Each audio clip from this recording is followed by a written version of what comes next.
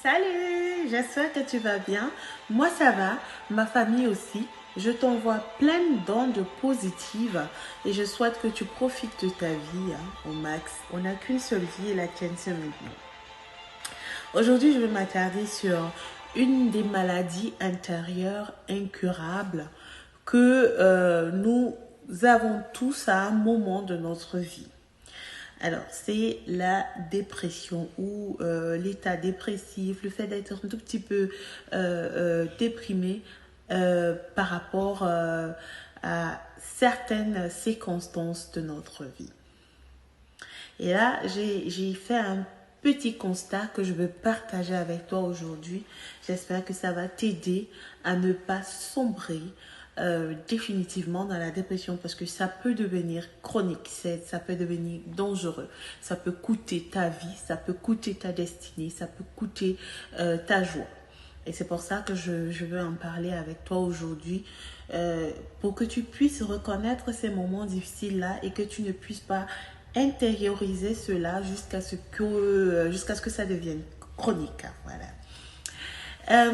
Tu sais, le premier élément dans la dépression, c'est en réalité le regard des autres. Et nous définissons en majeure partie dans le regard des autres et c'est une erreur. Parce que les autres, ce n'est pas forcément de l'amour. La plupart des personnes que nous rencontrons ne s'aiment pas. Nous souffrons tous d'une manière ou d'une autre dans notre chair.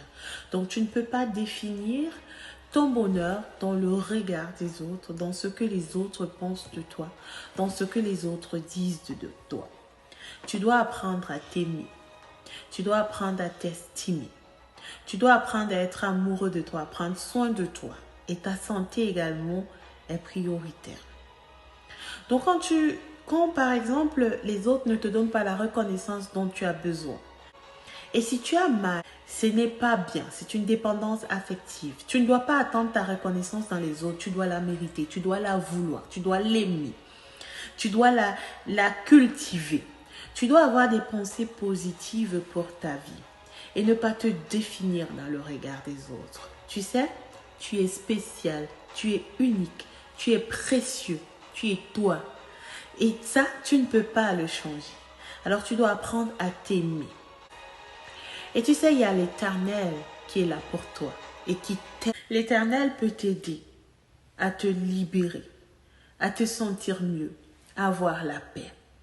J'espère que tu vas faire appel à lui et aussi que tu vas apprendre à contrôler tes émotions, à réserver ce qui est bien pour ton épanouissement et à mettre à la poubelle ce qui ne te sert pas.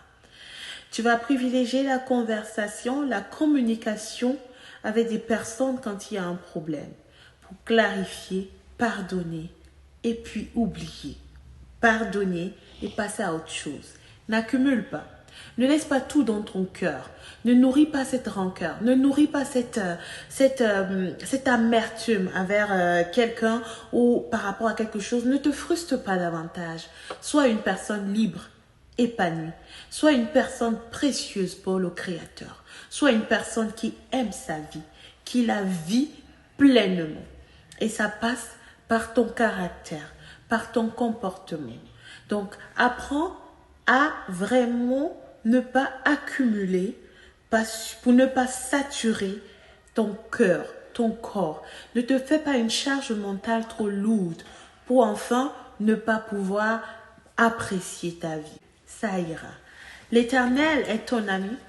Dans la Bible, tout est consigné. Tu y trouves la solution à ton problème. La bonne solution, parce que c'est celle qui donne la paix.